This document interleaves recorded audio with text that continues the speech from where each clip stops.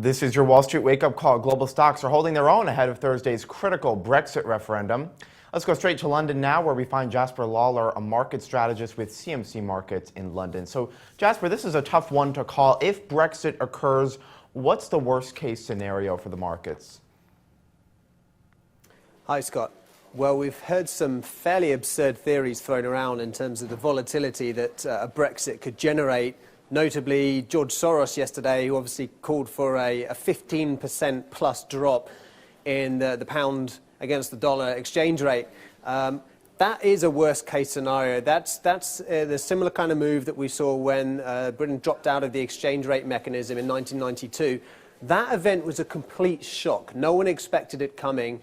No one had prepared for it whatsoever. So I think it would be very surprising should we see a move like that, because at the end of the day, we've known about this for months to come. We've had polls suggesting that actually leaving the EU is a distinct possibility. So markets should be prepared for this. There's an assumption still in the city, and I think that's being reflected in the British pound and the FTSE 100, our benchmark index here, that we're going to remain. That's why they're at the highest levels they've been this year. But so obviously there's going to be some fallout if there is a Brexit, but I don't think it's going to really take us down to multi-decade lows in both those assets if we do.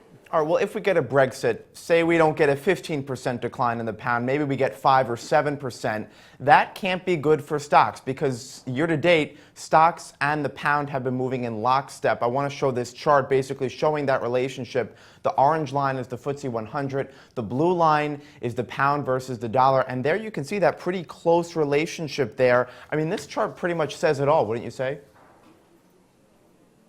Absolutely. There's two factors there. There's the Brexit referendum, which everything else is being cast aside at the moment. The focus is purely on that and the implications that will have.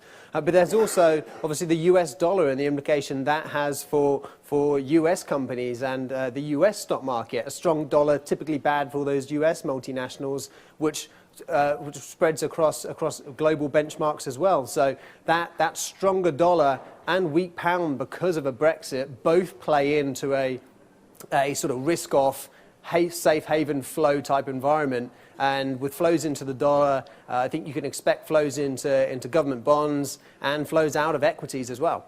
Yeah, well, I mean, does that impact U.S. stocks? I mean, yesterday we had Federal Reserve Chair Janet Yellen basically saying that a Brexit could have implications for the U.S. economic outlook.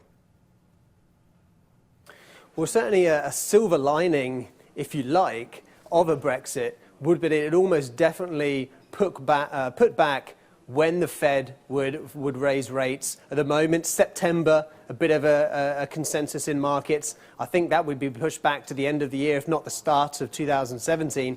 Equally, the Bank of England, probably the European Central Bank as well, would be forced into, if not holding back on raising interest rates, possibly even adding some sort of extra stimulus, so some extra liquidity into markets. So that extra liquidity angle could actually perhaps not send markets higher, but would act as a buffer against any fallout. So again, it would be a bit of a central banks to the rescue if there were a Brexit. Well, we are just one day away from that referendum. All right, Jasper Lawler from CMC Markets in London. Jasper, thank you. Thanks, Scott. I'm Scott Gamm, and you're watching The Street.